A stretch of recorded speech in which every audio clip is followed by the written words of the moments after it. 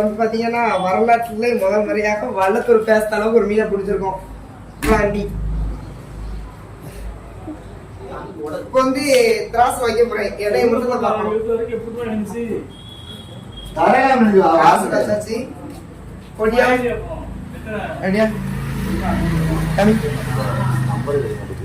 Number உள்ளாது கேமரால 1,600 இருக்கு.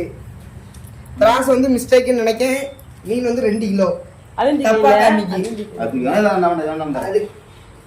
அது கூட வந்து ஒரு சின்ன மீன்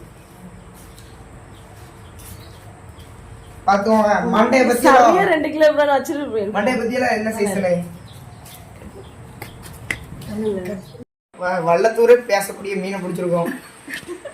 யாருமே வள்ளத்துல பிடிச்சதே கிடையாது இந்த மீன்.